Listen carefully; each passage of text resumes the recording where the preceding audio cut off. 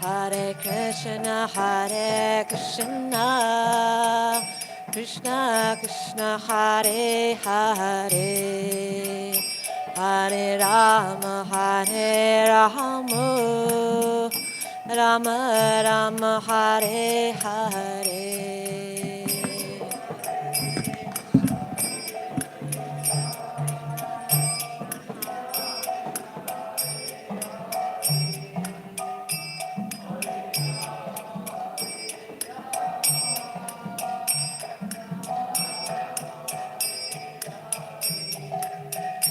Hare Krishna, Krishna Krishna, Hare Hare, Hare Rama, Rama Rama, Hare Hare.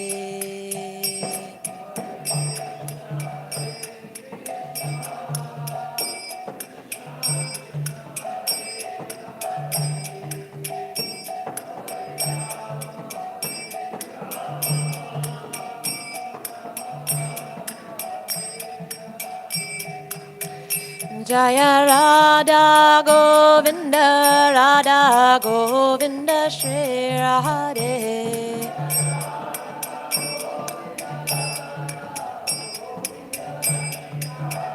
Jaya Jaya Prabhupada,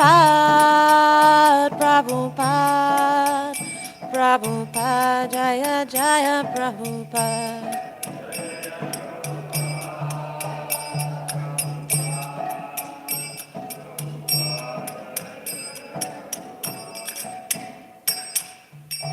Nitai Gaura Pramanande.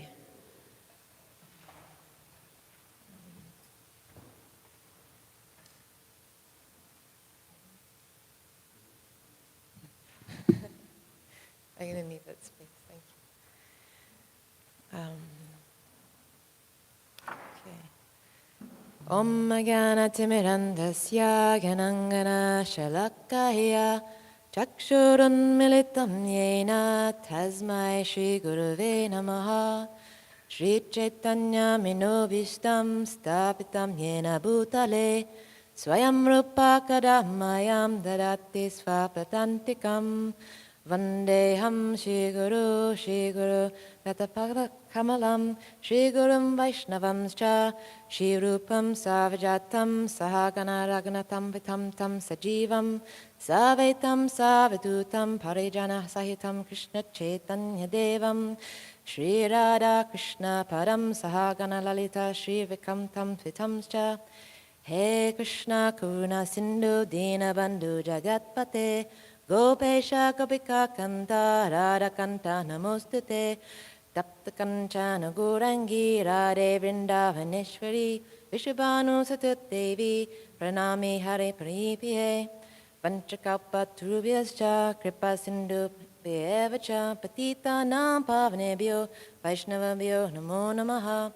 Shri Chaitanya Shri Krishna Chaitanya Prabhu Nityananda Shri Advaita Gadadhara Sivasari Gaura Bhakta Vrinda Hare Krishna Krishna Krishna Hare Hare Hare Rama Rama Rama Hare Hare. Okay, so today we are reading from Canto 4, Chapter 7, verse 32. The section is entitled The Sacrifice Performed by Daksha. So, first we'll start with the Sanskrit. Indra uvacha idim api achyutya vishwabhavanam vapu anandakaram manodrisham sura vidvit shaspane udayudher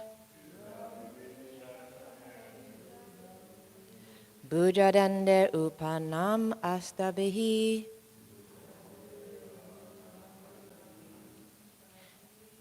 Indra uvacha idam api achyutya vishvabhavanam Vapu Ananda Karam Manodrisham Sura Vivit Kaspaner Udayudher Bujadande Upanam Astavihi Indra Uvacha Idam api atyutya vishva bhavanam Vapu ananda karam manodrisam Surya vivit chaspene udayader Bujadande upanam astavihi.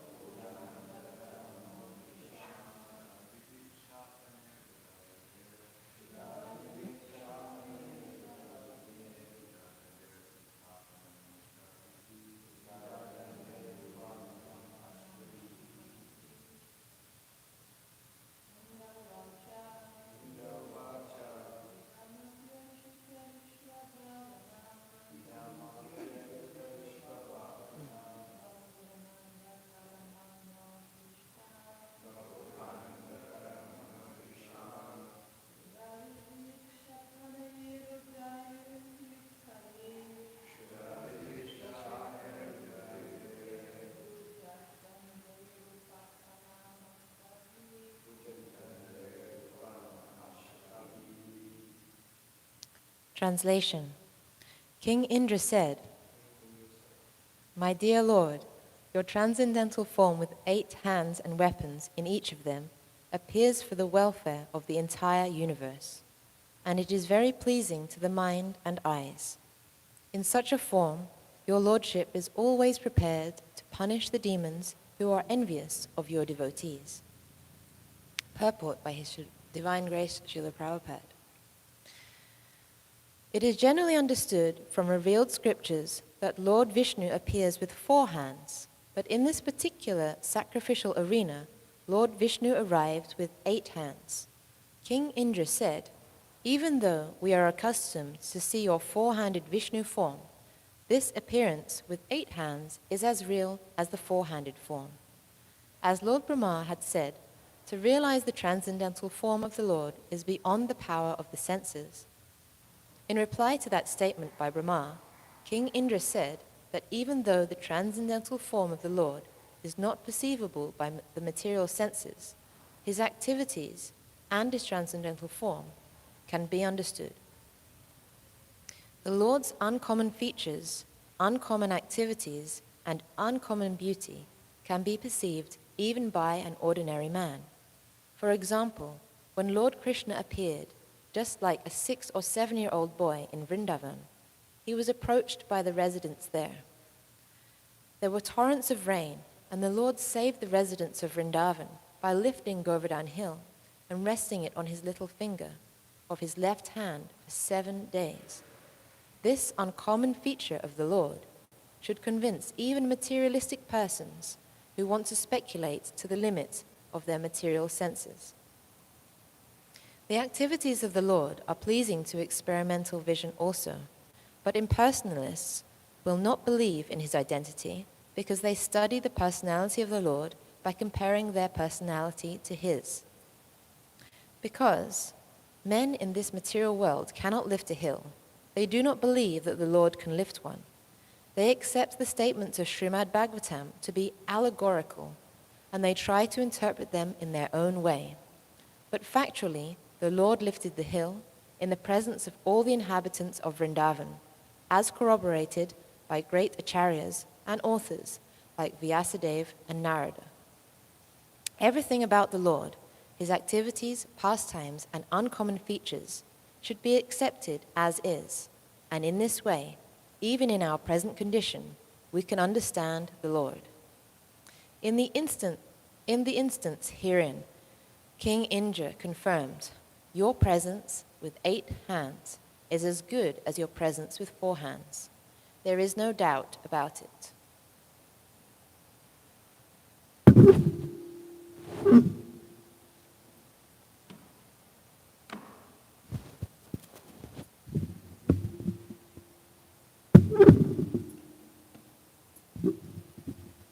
So within this verse and purport, we see several different themes, some of which include welfare, protection, relationships, and our perception of those.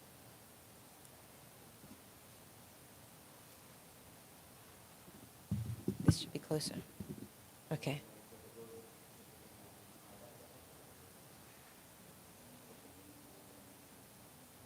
Thank you. So this verse is we're just going to have a quick update of where we're at in the Srimad Bhāgavatam. So I'll just do a little summary here.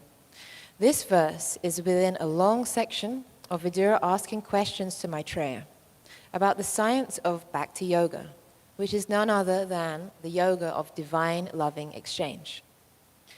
Vidura, of course, was an important ministerial advisor, and he was a great devotee of Lord Krishna.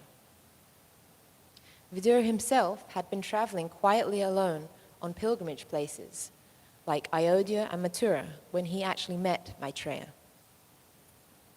And who is Maitreya? He was a highly elevated sage who possessed an abundance of spiritual knowledge, and he taught many important aspects of the science of Bhakti Yoga to Vidura. So, as we all know, there are 9 processes to developing Bhakti. Can anyone name me those? Shravanam, Kirtanam, Vishnu Smaranam, Padasevanam, Archanam, Atmanivedanam, and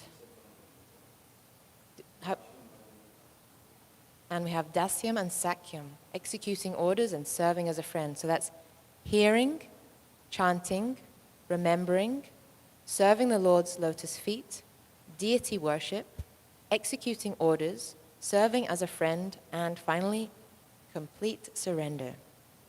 So of those 9 processes of developing Bhakti, Shravanam is understood to be the most important. So Vidura listened very intently to everything that Maitreya was telling him. Earlier on in this chapter, Lord Shiva had been described as Midustama, the best of all benefactors. So let's look at this word a little more closely. Poetically, the very first monsoon rains are also described as Midustama, or very beneficial, as multi-benefits are derived from the rainfall, the first rainfall of the season, when it falls onto the baked and scorched summer earth. I really like that description because it also reminds me of the smell that comes, the aroma that comes from that. It's a very nice word to describe someone who is the best of all benefactors. Earlier on in this chapter, in verse 13, Daksha actually said to Shiva that you have done me a great favor by punishing me, which is an interesting idea. So, in the purport, Srila Prabhupada actually uses the Latin phrase argumentum ad baculum to describe the treatment of Daksha by Shiva. Baculum means a wooden stick, and the expression means to end an argument or discussion by using force to oblige the other person to accept what you are saying. Often, if we look around the world today, at different political situations, we can see that power and might are often used to establish supremacy. So, let's think about the word Shastra. What does Shastra mean? What was that, sorry? Exactly. Shastra can mean weapon, and it also means religious scriptural texts, such as the Bhagavad Gita, Vedas, or Puranas. So it can also be, as Bhakti Ryan just mentioned, it can be used to describe a weapon, specifically weapons that are physically held to fight. So, there is an understanding that if logic and reason are not accepted, then force can be used. In the Bhagavad Gita, chapter 4, verse 8, Krishna tells Arjuna, Paritranaya sadhuram vishvaishaya chaduskritam, that to protect the devotees and destroy the wicked, Krishna advents himself again and again. And often, when one of these avatars appears, he is carrying weapons. So here, we're given the image, the idea, the appearance of Krishna or Vishnu having 8 arms. Now, normally we recognize that Vishnu is having 4 arms, right? So can anyone remember the different weapons or ornaments of Lord Vishnu? The conch, the lotus, the chakra, the bow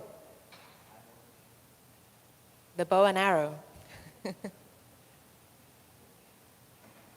the club, and the sword, yes. So I'll just go into a description of those individual items, as well as that, of course, Lord Vishnu has different articles which identify him. So one of the first ones that we mentioned is Pankajanya, which is the white conch. And it is said that even by the touch of this conch, a man is to become wise. Another thing that we mentioned there is this chakra, this discus, the Sudarsana, also known as Vajranaba, is another name of this weapon. And what does Vishnu do with this weapon? It is used to deal with very fierce enemies. It is a wheel with a hole in the center and 1,000 arms going out from the center. Mind expanding. The outer edge is sharp. This Sudarshan chakra is operated by putting it on the first finger and turning it around and around and releasing it at the enemy.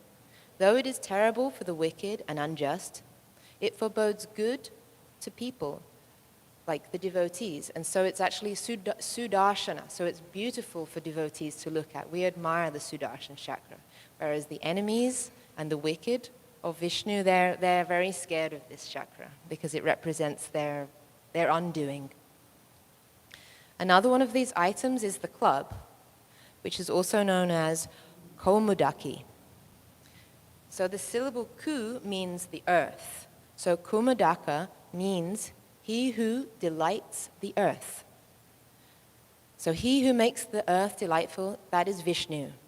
As the club is the property of Kumudaka, Vishnu, it is called Kumudaki.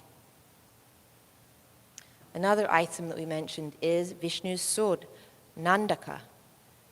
It is stated in the Mahabharata that this sword was obtained actually from Indra. And then finally we have the bow, Sharang. This is the name of the bow of Lord Vishnu. And there's a small pastime here, which actually involves Lord Shiva, which this section of the Srimad Bhāgavatam is talking about. So a description is given in the Valmiki Ramayana that how this bow was obtained. So once the Devas made Vishnu and Shiva quarrel with each other to test their might, to put them against each other, to have them having a duel. So the fight between the two began. Vishvakarma gave each of them a bow. The bow of Vishnu was called Vaishnava Kappa, and the bow of Shiva was called Shaiva Kappa. This Vaishnava Kappa is Saranga, this bow of Vishnu. Due to the power of Saranga, Shiva was defeated in the fight. Getting angry, Shiva gave his bow to the king, Devarata of Videha. It was this bow that Sri Rama broke at the time of the Svayamvara marriage of Sita. After the fight, Vishnu gave his bow to Richika. That bow changed hands to another devotee, and from him to Parashuram, who presented this bow to Sri Rama on his return after the marriage with Sita. So, there are 5 distinct types of moksha. What is moksha? Liberation, mentioned in the scriptures. One of these is called Sarupya, and this is where the devotee actually gets the same 400 form as God on that spiritual planet. So, in the Vaikuntha planets, residents actually get the same 400 form as the resident deity Vishnu, to whom they are spiritually attracted to.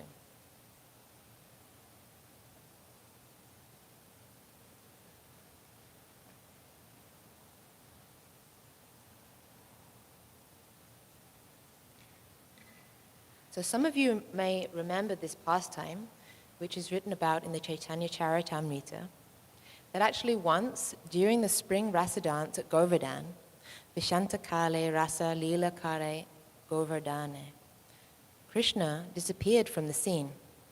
The frantic gopis searched everywhere and finally spotted Krishna in a solitary grove. Nibrita Nikunja. Krishna had assumed a 4-armed Narayan form to actually cover his emotions. The damsels of Vrindavan, being duped by Krishna's disguise, said, "Ihom Krishna nahi, ihom Narayan murti." He is not Krishna, he is Narayan. The gopis then offered prayers and respects, saying, "Namo Narayana, Krishna Sangha Dehe," which translates as "Namo Narayan, just give us Krishna's association." So in other words, they did not recognize Vishnu to be Krishna, to whom they were so greatly attracted. Of course, when Krishna saw Radha approaching, he smiled and he tried the same trick.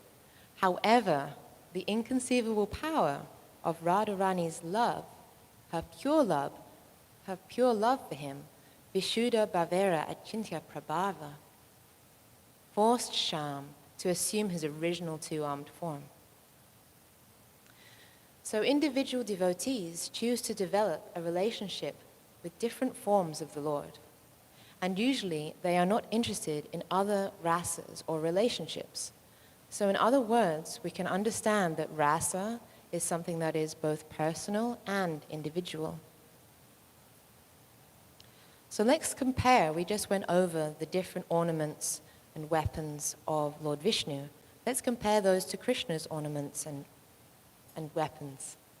So would anyone like to offer, like, one of the things, when we recognize Krishna, what is he holding? What is he carrying? He's carrying his flute. Peacock feather, yes. Kaustubha gem. Srivatsa. Buffalo horn.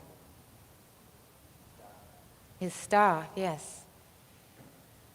So these items, these ornaments, they have a very, it's quite different to this 8-armed form that we are being told told about here in this description, or even the four-armed, more commonly known four-armed form of Lord Vishnu, where some of those items are weapons, and in this eight-armed form, many of the items are actually weapons. So these items that our Krishna is holding are much more like, in one sense you could say they are weapons, like the flute you could say, is used as a weapon against the emotions of the people of Vrindavan and attracts them in this way, but it's a lot more of a different exchange, right? So when we think of the weapons that Lord Vishnu is holding, it's a very different mood to thinking about how Lord Krishna is appearing with these very kind of much more friendly and, how to say, like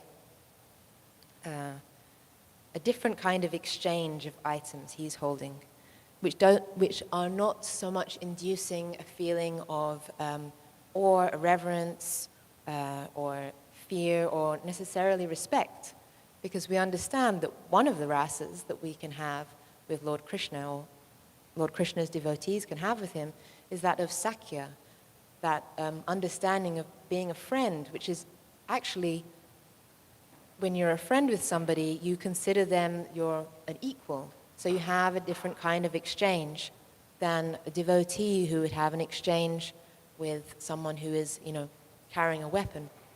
In fact, even just the other day, I happened to be walking down one of our corridors, and I was holding a tool in my hands, and I saw two devotees, two godbrothers, standing there discussing something. And I thought, I wonder what they're discussing. But I was holding my tool, which they perceived to be like a weapon. But I was just holding it, and I just moved it. It was like a pincer. And they were like, we should be aware of Aditya. She's coming now with this, with this weapon. But I was like, oh no, I'm just holding this. But this affected the exchange that we were going to have. I was perceived as slightly menacing or slightly something to be feared upon. So we can understand that the different ornaments, that the different rasas, the different moods of Krishna or the different avatars are holding, and the different devotees that choose to have those relationships, it affects the exchange. It affects the relationship that's going to take place.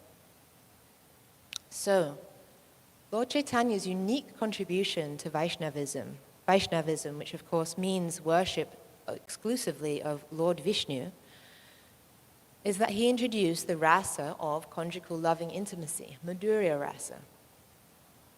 And that is described as the transcendental mellow, the highest expression of divine love of God, and is best demonstrated by none other than the gopis in Vrindavan, who are attracted by the Lord's beauty, not by his power, his might, or his majesty.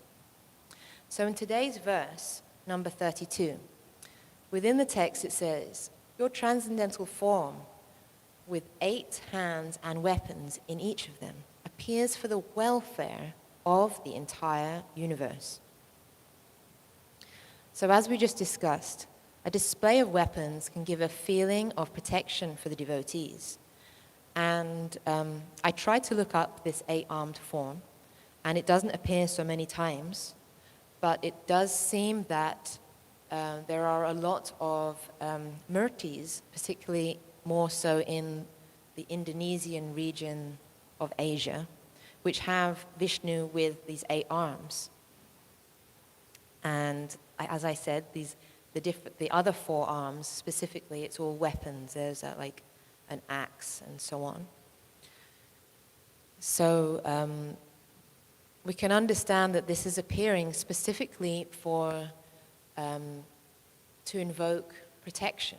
As well, like I'm just looking now, we have a painting on the wall of Lord Nrsimhadev, and he also has the 8 arms. So again, this is the devotees, when they see this image of the Lord with the 8 arms, they're understanding this is the Lord that's here for my protection. And this is the kind of relationship that we have.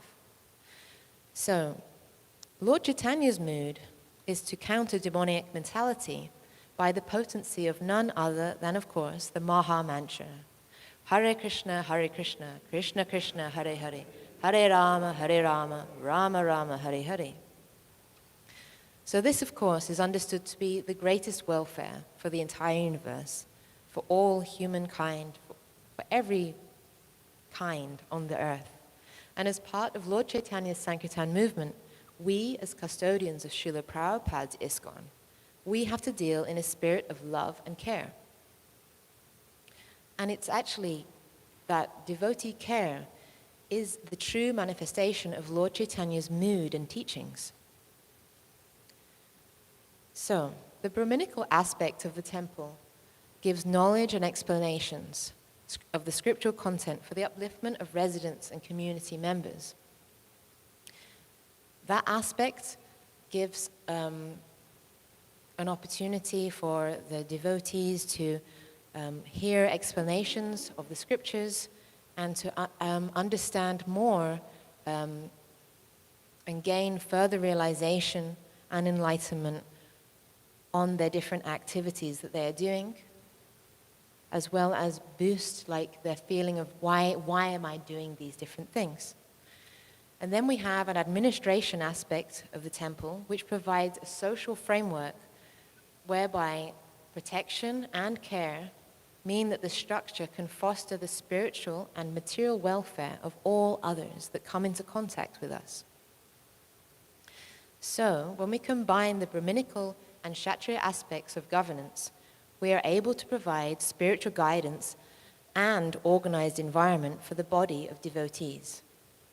So that's everybody, which, from order of proximity, it's those of us who are having the privilege of being able to reside here with Sri Sri Radha Govinda, our community members, which come often here, and then extending out into the greater city of New York, where we're encouraging people to come to visit us, new people, and extending more and more out like that, like a rippling effect.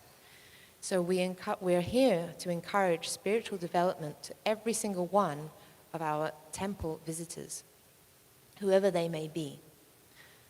So the basis of spiritual welfare is the encouragement of sadhana and seva as given by His Divine Grace, Srila Prabhupada.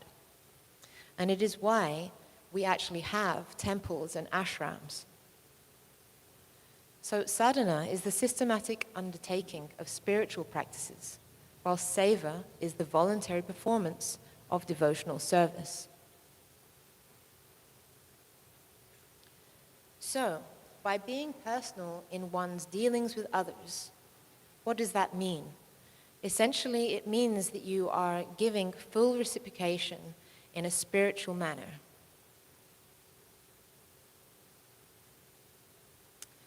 The highest welfare for all and their greatest care is actually to instruct them in spiritual practices, of course, in a mood of care and concern. Just as we look at the example of how Srila Prabhupada came, and that's really what he was doing. When you hear from different disciples of Srila Prabhupada, they will always tell you about how loving Srila Prabhupada, just his glance was very loving. And then, of course, when you look at his activities, his actions, it was done with the utmost of care, love, and affection. And he treated everybody as his children, trying to show them what is the science of Bhakti Yoga, but by doing it from this very much being that thing which he is telling about, practicing what he's preaching, by doing this with so much magnanimity, so much love, so much devotion, he himself being the example, giving so much time, so much care and attention. We read about how Srila Prabhupada hardly slept because he was either giving care to the devotees, instructing them, or being very steadfast in making sure that he could give us these translations of Srimad Bhāgavatam so that all of us could begin to understand the science of Bhakti Yoga and realize our true spiritual position. Another example is the example of Tulsi Devi. Every morning we're worshipping Srimati Tulsi Devi. And she is, she's the, of course, Srimati Radharani is like the director in some way. And Tulsi Devi is one of her greatest servants. She's there, giving instructions to different devotees in the spiritual world, telling that, there is actually no lethargy in the spiritual world. Everyone is constantly engaged and constantly eager and keen, enthusiastic to be engaged in the service of Shri Shri Radha and Govinda. They're constantly looking for different ways which they can be pleasing and getting direction from Tulsi Devi, who is there to make sure that everyone is engaged to their fullest capacity and to their individually to their greatest way to serve Radha and Krishna. One of the things that I always like when I see Srimati Tulsi Devi is I have a soft spot for birds. And in Vrindavan, birds are always there. Like when you hear the different recordings, different kirtans, different classes, you will always hear peacocks or the parakeets, the noise of them flying past. And it very much invokes that feeling of Braj Bhumi.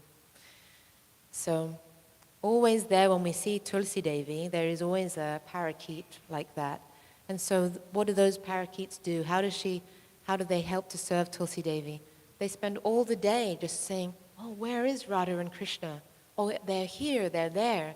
And they report back to Tulsi Devi, and then Tulsi Devi can make different arrangements, telling the different plants, flowers to be ready. They're coming now, they're just around the corner, these kinds of things. So in this way, we can have a meditation, like where, in my life, like where can I see Radha and Krishna in this? How can I please them most? How can I serve the devotees of Radha and Krishna? How can I become the servant of the servant? So Srila Prabhupada's entire purpose for ISKCON is actually to extend the highest welfare opportunity to all of mankind by emphasizing none other than sadhana and seva. Often, I've heard it said that Srila Prabhupada would say to his disciples, work now and samadhi later. This is why, in our unqualified position, we are not actually able to have independence and formulate our own custom-made spiritual lifestyle. It is just not conducive to tangible spiritual advancement. And of course, nowadays we see that happening, but I've seen it as well, like in those times when Srila Prabhupada was here with us in his physical form and making devotees here in the Western world. At the same time, we had different people coming and, in the 60s and 70s and introducing, you can just pick different aspects and you can mix them all together and you can come up with your own like religion, and this is like, revolutionary, but this is not actually following any kind of parampara. It's not, and therefore, Srila Prabhupada actually gave us, I'm sure everyone here has heard the different glories of the morning program. We have so many different aspects in it, and if we just follow this morning program, we're doing so many things. It's like a concentrated form. We're conducing everything down and we're getting so much benefit, especially at the most beneficial part of the day. We're starting our day off very, very well. And this is how we can actually have rapid spiritual advancement. And what's more, if we do that within the association of other devotees, we get even more from that. We get so much juice from that. We get so much relationships from that. And we ourselves, we become enthusiastic, and in turn we're able to tell other people about it. No matter how many weeks or months or years we've been in the movement, if we have that spiritual charge, we're able to very much give it to other people. So, with this attitude, we are able to actually promote welfare amongst ourselves and amongst the visitors and the community and the greater city of New York. So Srila Prabhupada's formulae for rapid advancement is in that participation of the full morning program, then having prasadam followed by full temple seva engagement in all its different forms, which can be, of course, it can be the deity worship, serving the devotees within the temple, going out and participating in Lord Chaitanya's Harinam Sankirtan. So many different aspects are there.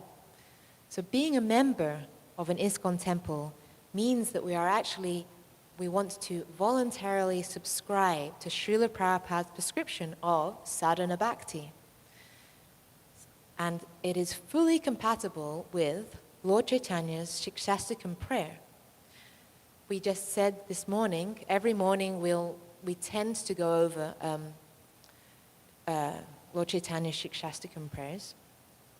And the most famous verse is Chanadapi Sunichina, Turorapi Suhistina, Amanina Madinena, Kirtaniya Siddhahari.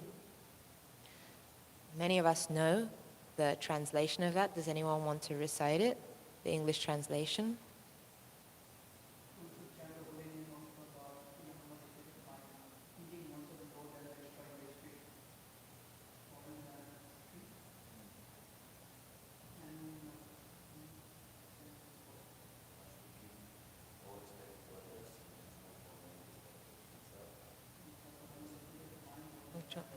Lord constantly. Exactly. So on that, I was reading Bhanu Maharaj's translation of Srila Bhaktivinoda's comments on Sri Shikshastakam. And on this particular verse, he writes, because of the appearance of Krishna's name, which is the embodiment of spiritual rasa, the devotee becomes detached from everything except spiritual rasa. The jiva, by nature, a particle of consciousness, is the servant of Krishna, and says, I no longer have any goals related to material objects. I am unfortunate to be situated under matter at present because of the fault of being adverse to Krishna. As long as I do not become free of samsara by Krishna's mercy, I will accept objects suitable for maintaining life. With yukta vairagya and with knowledge of a relationship with Krishna, I must experience parabha karma, which are, of course, the reactions presently undertaken, in the form of suffering arising from sickness, lamentation, old age, etc., and the happiness arising from good health, strength, and knowledge. While determining that since I have a spiritual swarup or spiritual body, I have no relationship with material objects. I will reside in the house of the forest with complete humility while saying, O Krishna, O Gaurachandra, O Lord of my life, when will I attain pure servitude? Hare Krishna. So, I'll open it up now for any questions or comments. We have about 10 minutes left.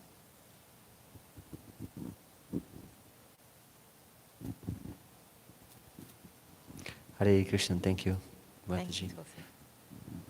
I was just looking during the class when you were talking about the 8-hand form of Krishna. I have some memory. I could not find it, but I think also the form that appeared in front of Dhruva Maharaj, Krishna Garba, is 8-hand form, if I'm correct, but we have to check it out.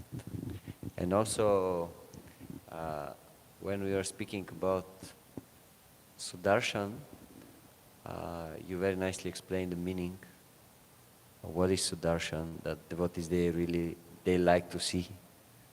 Sudarshan, I also heard Sudarshan is connected with the auspicious vision of the Lord, and that's why it has this name, Sudarshan, very auspicious vision. And also sometimes it is said that Sudarshan is also the Kala Chakra, the time personified. Why? Because when Sudarshan appears, your time is over. Hare Krishna. Thank you so much, Tulsi. Hare Krishna. Thank you for the class. Very poetic, very beautiful. Like brought many things to mind. I especially appreciated your gave some description of the spiritual world and how the mood of the spiritual world unfolds. Everybody is being engaged in service by Tulsi Devi according to their full capacity. So my question is also along the lines of, you spoke about following rules and regulations. You said that the spiritual master has given us programs and rules so that we can properly be engaged according to our capacity. And you also said that often we don't know how to engage ourselves, therefore independence is sometimes dangerous. So, Srila Prabhupada also said that rules and regulations come up to the point of realization, that when one gets realization, then one knows how to apply rules and regulations on a higher platform. So how do we know if we have the realization to do that, or if we're just speculating? Wow, very good question, back to Ryan. To think about that for a moment. So how we can know if we are actually, your question is how can we know if we are at that platform where we can actually apply the rules and regulations according to time, place, and circumstance?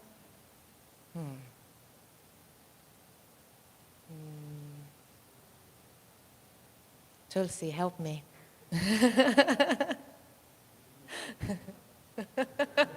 He's giving me energy from the parampara to answer this question.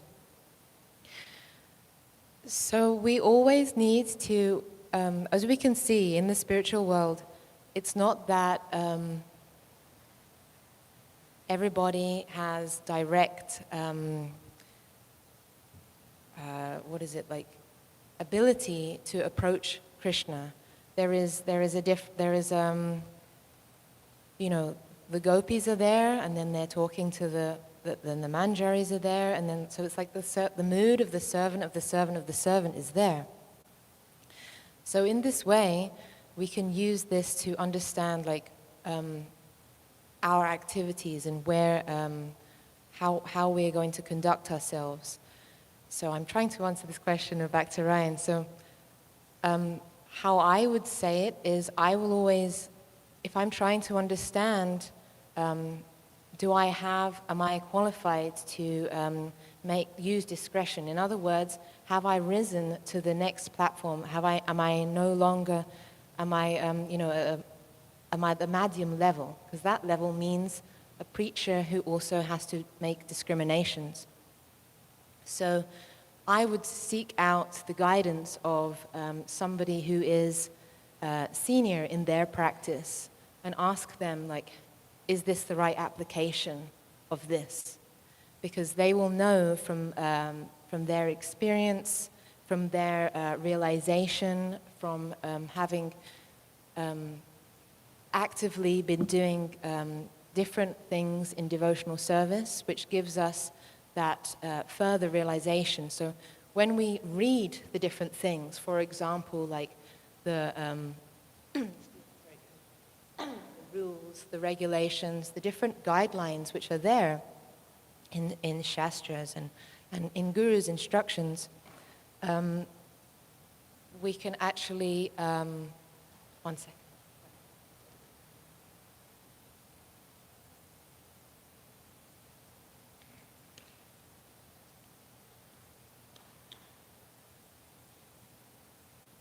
We can actually, sorry, I lost my train of thought.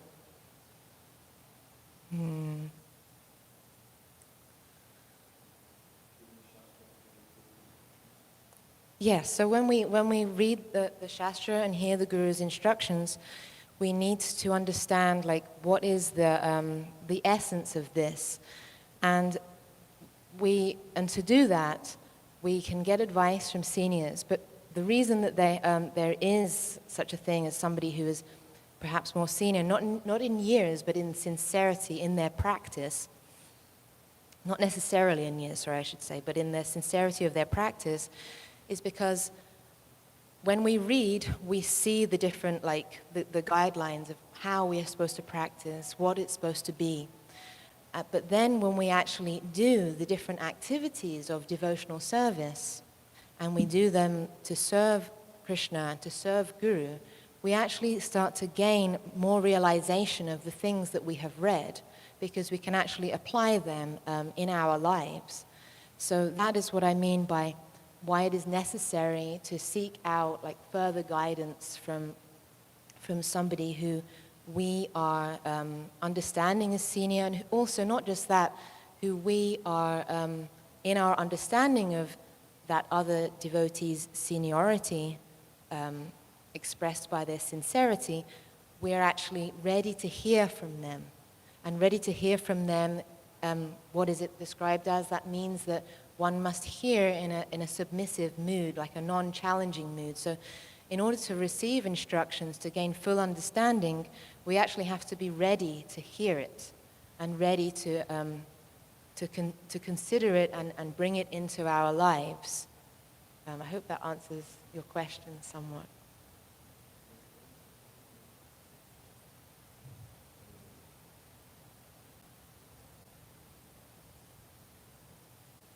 Hare Krishna. Yes, very nice. I was thinking, Kadambakana Maharaj, he was giving, it's like a driver who is driving and it's still dark. And he sees only 2 white lines on the road. And he's very careful that he shouldn't go out of the white lines. And this is the only thing he sees. He doesn't see anything else. So in the beginning of our spiritual life, because we are unexperienced, and we don't really know what means spiritual life. Like we don't know Krishna, Radha, their pastimes. We don't know anything about spirituality. We know material life, and we know some rules and regulations. So we're very careful not to come out of the rules and regulations. But once the sun starts coming, and it becomes like lighter, actually we start seeing, oh, there are so many things in spiritual life. And you start enjoying spiritual life. But again, okay, you are following the rules and regulations, but your consciousness is so much more regulations. It's more about the positive part of the spiritual life. So like that, we always follow the rules and regulations, but in the beginning of our spiritual life, this is everything for us. But once we start making advancement more and more and more, we can more focus on thinking about Krishna, thinking about his pastimes, thinking about all the opportunities we have to spread Krishna consciousness. And yes, the rules and regulations, they are there, but they are not the most important thing. They are like supportive function. Thank you so much, Dulcie. Exactly. So all of these things, they're all there to support us in our spiritual life and actually enable us to get to that point of being able to chant the Lord's names in a pure consciousness. That's why we have all of the sadhana bhakti, all of the different rules. It's all there as a support system so that we're actually able to have a good relationship with our heart, our minds, our consciousness, and also those interactions with the devotees. And of course, like topmost is like our interaction, our relationship with Krishna. These are all there to support that so that we can actually get to that point of chanting the Lord's names purely and actually being able to give liberation to ourselves and to other people. So on that note, I'd like to end this. It's 1 minute to 9 a.m. and it's the end of this Srimad Bhāgavatam class. Srila Prabhupada ki. Jai.